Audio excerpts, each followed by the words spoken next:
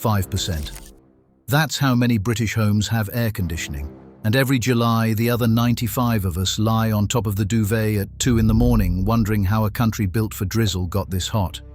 But here's the thing. That fan in your cupboard isn't a weak machine. It's a misused one. Number 12 is the trick nearly everyone gets exactly backwards. Number 3 costs nothing and works entirely while you sleep. Let's count down the 15 fan tricks that cool a whole British house without a single unit of air conditioning. Number 15. Point the fan out of the window, not into the room. This is the one that stops people dead because it feels wrong. You're hot, so surely you want the fan blowing air at you. But a fan does not make cold air. It has never made cold air. All it does is move the air that already exists, and the motor spinning inside it actually adds a small amount of heat to the room. Blowing hot air around a hot bedroom is just stirring soup. Turn it around. Sit the fan in the window at night, facing outwards, and it becomes something else entirely. It stops being a personal comfort device and becomes an extraction system. It grabs the stale, body-warmed, brick-warmed air that has been sitting in that room all day and throws it out into the street, and the house pulls cooler night air in through every gap it can find to replace it. Terraced houses in particular respond to this beautifully, because they've got a front and a back and very little in between. One fan in a back bedroom window facing out will quietly empty the entire upstairs of the day's heat in about 40 minutes. You won't feel a breeze on your face. You'll just notice, around midnight, that the room has stopped feeling like a greenhouse. Number 14. The frozen bottle in the bowl. Everyone's nan knew a version of this, and it survives because it works. You take a washing up bowl or a roasting tin, and you fill it with ice, or better still, with 2 2-liter pop bottles you filled with water and stuck in the freezer the night before. You set that in front of the fan, low down, and you switch it on. What happens next is proper physics rather than folklore. Air passing over ice is chilled by contact, and it's also dried slightly because moisture in the air condenses onto the cold plastic. You get cool, dry air coming off the back of that bowl, and you feel it immediately, usually within 30 seconds. On a still August evening in a south-facing sitting room, it's the difference between comfortable and unbearable. Frozen bottles beat loose ice for one reason. They don't melt into a puddle on your carpet, and you can refreeze them every night forever. A bag of ice from the garage costs a couple of quid and lasts an hour. 2 old lemonade bottles cost nothing and last all summer. The limitation is honest. This cools the person, not the house.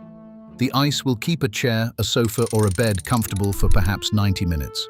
It will not touch the temperature of a room. But when it's 9:30 and you just need to fall asleep, 90 minutes is exactly the 90 minutes you need. Number 13. 2 fans, opposite ends, one in and one out. Here's where it starts becoming a system rather than a gadget. 1 fan blowing out is good. 2 fans working against each other on purpose is dramatically better. Put 1 fan in a window at the cool side of the house, usually the north or the shaded side, facing inwards, pulling air in. Put a 2nd fan in a window at the far end, ideally the hot side, facing outwards, pushing air out. You've now built a wind tunnel through your own home.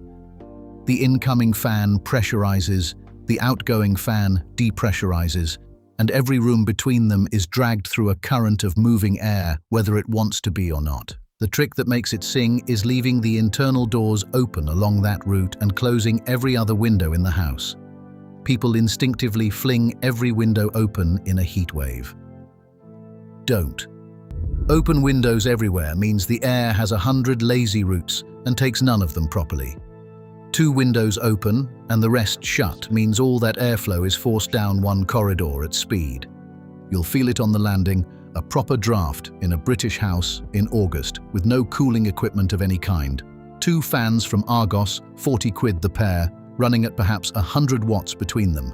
An air conditioning unit doing a fraction of that job pulls 1,000 watts and adds £300 to your summer electricity bill. Number 12. Get the height wrong and you waste the whole night. Here's the first pattern break, and it's the one almost nobody gets right. Hot air rises.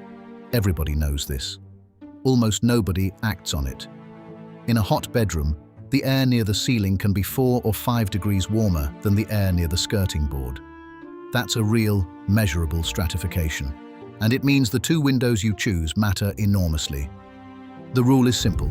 Your extraction fan goes high, your intake goes low.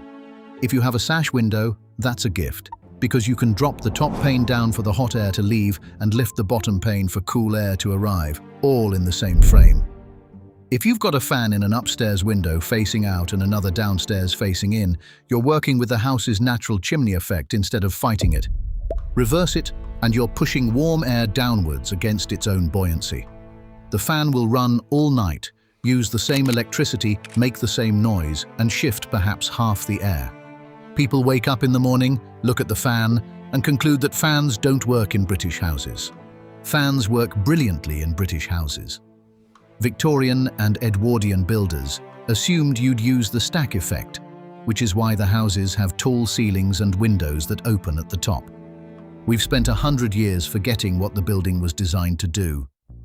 Number 11. The damp sheet. This one has a genuinely long history and it comes with a warning. So stay with me. You take a bed sheet, an old one, soak it in cold water, wring it out until it's damp rather than dripping, and hang it across the open window in front of the fan. Air is pulled through the wet fabric. As it passes, water evaporates. Evaporation takes energy, and it takes that energy out of the air itself, so what arrives on the other side is measurably cooler than what went in. It's the same principle as sweat, and the same principle as those enormous evaporative coolers used in Arizona warehouses. Your grandmother, hanging washing on an airer in front of an open window on a hot day, was running an evaporative cooler and calling it laundry. Now the warning, and it matters in Britain specifically. This trick works best in dry heat. Britain's heat waves are often humid, muggy, sticky affairs, and when the air is already carrying a lot of moisture, the water can't evaporate efficiently and you get very little cooling and a clammy room. In a dry, still 30-degree afternoon, a damp sheet at the window is transformative. In a thundery, close, humid evening, it makes things worse. Check the humidity before you bother. If it's under about 50%, hang the sheet. If it's 70% and the sky is the color of a bruise, skip this one and go to number 9. Number 10. Your ceiling fan is probably spinning the wrong way. If you've got a ceiling fan, and more British homes have them now than ever, go and look at it. There's a small switch on the housing, usually on the side, above the light fitting. That switch reverses the direction of the blades, and about half the people who own one have never touched it or noticed it. Summer setting is anti-clockwise when you're stood underneath looking up. The blades push air straight down, creating a column of moving air that hits you and lifts the sweat off your skin. That's what you want in July. Winter setting is clockwise, and it runs slow. The blades pull air up the middle and push it gently out along the ceiling and down the walls, which shifts the warm air trapped at ceiling height back down into the room without creating a draft. On a cold day with the heating on, that can genuinely take a couple of degrees off what your thermostat demands. So there's an object in the room capable of doing 2 entirely opposite jobs correctly for about 8 watts, and the switch that chooses between them is invisible unless you go looking. Most people find the reverse switch by accident 20 years in while dusting. The pitch of the blades matters too. If they're nearly flat, they're decorative. If they're properly angled, 12 to 15 degrees, they'll move real air. Cheap fans skimp on the pitch because flat blades are quiet, and quiet sells. Number 9. Open the loft hatch. Second pattern break, and this one is close to free. On a hot British afternoon, the loft above your head might be sitting at 45, 50, even 55 degrees. Dark slates, no shade, baking since 8 in the morning.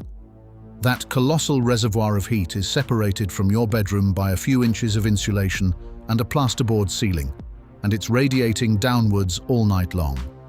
This is why upstairs rooms stay hot until 3 in the morning, long after the outside air has cooled to 18. So at night, once the outside temperature has genuinely dropped below the temperature inside, open the loft hatch and put a fan on the landing, pointing up into it.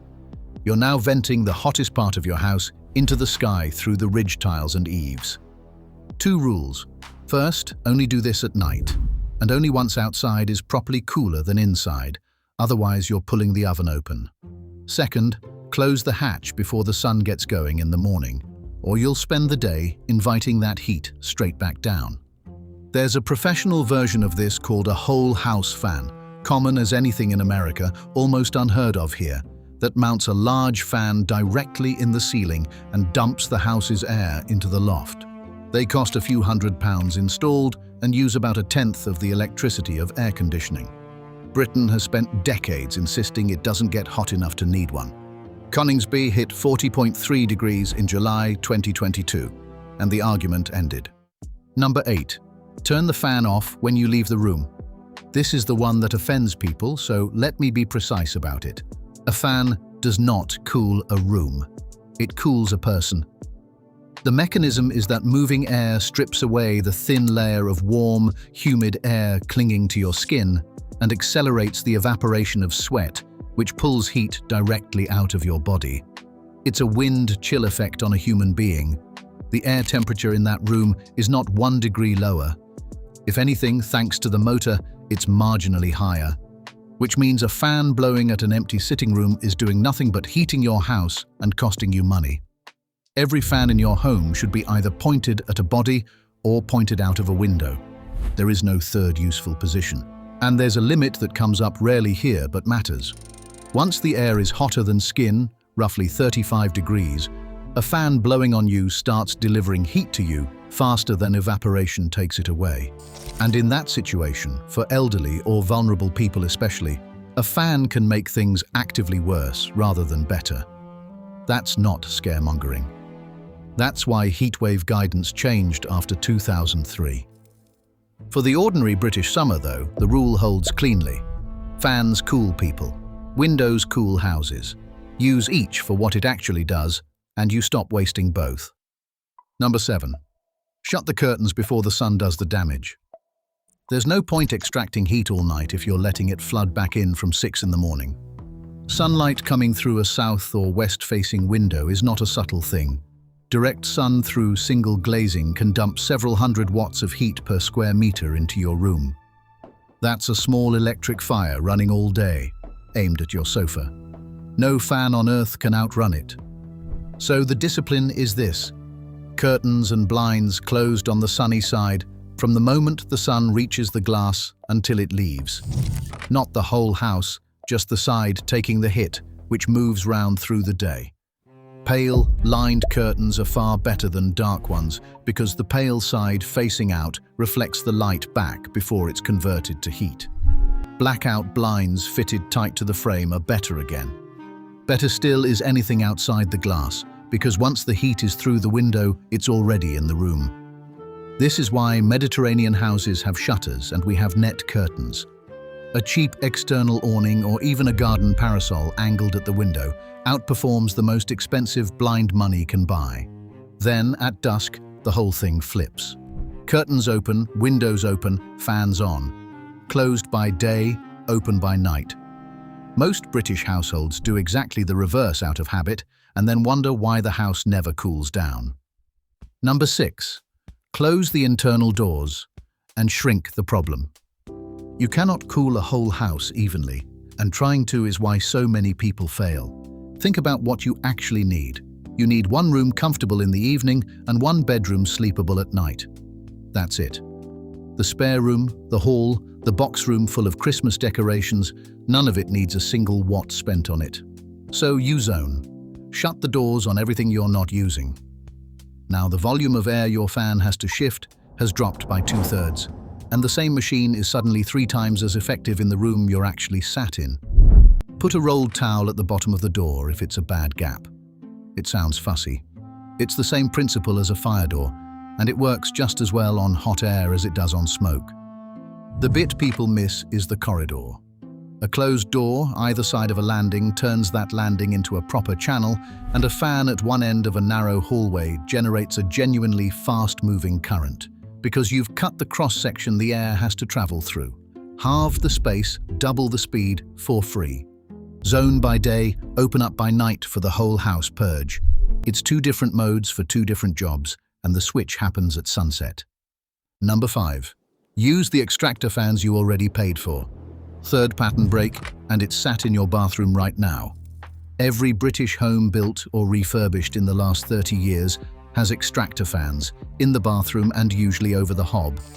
They're there for building regulations, for condensation, for mold. Nobody thinks of them as cooling equipment. They absolutely are. An extractor fan does one thing. It takes air from inside your house and puts it outside. That's precisely what you want at 10 o'clock on a hot night. Switch on the bathroom extractor, switch on the cooker hood, open one window at the far end of the house, and you've built a passive extraction system out of hardware you've already got and already paid for. They're not powerful individually. A bathroom fan might shift 15 liters a second, but they run for pennies, they're already wired in, they're silent enough to leave on, and they're pulling from exactly the spots where heat and moisture collect worst. Have a shower. Leave the fan running for an hour afterwards instead of the standard 15-minute overrun, and you're extracting warm, damp air continuously while you sleep. The cooker hood is the real prize, and it leads directly to the next one because the kitchen is the hottest room in the house, and there's a reason for that nobody wants to hear. Number 4. Stop making heat in the first place. You cannot fan away heat you're still manufacturing. Run through your house and count. The oven, on for an hour, is a 2,000-watt heater with a door. The tumble dryer is a heater with a drum, and it vents most of that warmth straight into the utility room unless it's a proper condenser plumbed outside. The kettle, the toaster, the dishwasher's drying cycle, every one of them turns electricity into heat that ends up in your air. Then the quiet ones, old halogen downlighters, the sort still fitted in thousands of British kitchens, run at 50 watts each and get hot enough to burn you. 12 of them across a ceiling is 600 watts of heating, on every evening. Swap them for LEDs and you've removed roughly 90% of that heat load permanently and cut the bill besides. A television, a games console, a desktop computer, a router, a set-top box, all of it. Every watt drawn is a watt released as heat. There's no exception. It's the first law of thermodynamics, and it applies to your telly. So, in a heat wave, cook cold. Salads, sandwiches, the microwave if you must, which uses a fraction of the energy and puts almost all of it into the food rather than the room. Dry the washing on the line, which is what it's for. Kill the standby lights. It's not glamorous, and no fan is involved, but it's the reason a fan works in one house and fails in the one next door. Number 3. The 4 AM purge. 4th pattern break, and this is the whole game. British brick is thermal mass. Your walls absorb heat all day, slowly, and then release it back into your rooms all night, slowly. That's why a terraced house can feel hotter at 11 at night than it did at 4 in the afternoon. The house is exhaling the day back at you. It's also why those same walls kept people alive through Victorian winters. So it's a feature, not a fault. But it means the coldest air of the entire 24-hour cycle arrives at roughly 4 in the morning, an hour or so before sunrise, and it's often 10 or 12 degrees cooler than the afternoon peak. That air is completely free, and almost every household in Britain sleeps through it with the windows shut for security. The move is to have every fan you own running outwards from about midnight until 7, pulling that pre-dawn air through the brickwork and stripping the stored heat out of the fabric of the building itself. You're not cooling the air, you're cooling the walls, and cool walls will keep the house down for hours the next day because they've got capacity to absorb again. Then, at 7, you seal it. Windows shut, curtains drawn, the whole house closed like a flask. Most people fling everything open at breakfast because it's a lovely morning. That's the moment you throw away everything the night gave you. Charge the house overnight. Spend it through the day. That's the rhythm, and it's the one your great-grandmother followed without ever being told why.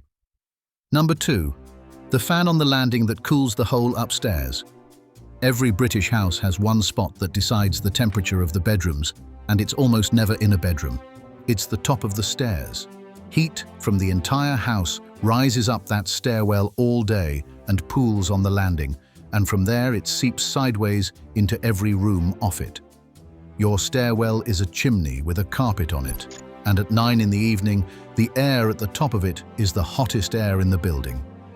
So put your best fan there, on the landing, high up if you can, on a chair or a chest of drawers, pointed out of the landing window or up into the open loft hatch. Leave the bedroom doors open and one downstairs window open at the back. You've now got one machine emptying the single biggest reservoir of trapped heat in the house, and every bedroom drains into it. The results embarrass people because it's counterintuitive. You put the fan nowhere near where you sleep, and the room where you sleep gets cooler. That's because you've stopped treating the bedroom as a room and started treating the house as one connected volume of air with a hot end and a cool end. Do this from 10 at night until you go to bed. Then move the fan into the bedroom on low, pointed at you, for the sleeping hours. The landing fan cools the house. The bedside fan cools you. That's the sequence. And it's the whole reason the same fan can feel useless one night and miraculous the next. Number 1. Build the loop and stop buying the box. And finally, in first place, the trick that isn't a trick at all. It's the moment all 14 of the others stop being separate tips and become one machine. Here's the loop. At sunset, curtains open and every window on the plan opens. Cool intake low, at the back, on the shaded side. Hot exhaust high, upstairs, out of the top of a sash, or into an open loft hatch, with your strongest fan behind it. Bathroom extractor on, cooker hood on, internal doors open along the route, shut everywhere else. Oven cold, dryer off, halogens gone. That runs from 10 at night through the 4 a.m. purge until 7 in the morning, and it doesn't cool the air, it cools the bricks. Then at 7, you close the flask. Windows shut, curtains drawn on the sunny side, doors shut on the rooms you're not in. The house spends the day slowly absorbing heat into the mass you emptied overnight, and by the time it's saturated, it's dusk again, and you open the loop back up. Total cost, perhaps £80 of fans and a bit of discipline. Total running cost, less than £1 a week. And the reason it feels like a secret is that Britain spent a century assuming it never got hot enough to need one, so nobody was ever taught it. Try the 4 a.m. purge tonight and the landing fan tomorrow. Then come back and tell me in the comments whether your bedroom was cooler at breakfast, because I'd bet the house on it. Your nan never had air conditioning. She had a window, a sheet, and the sense to know when to open it.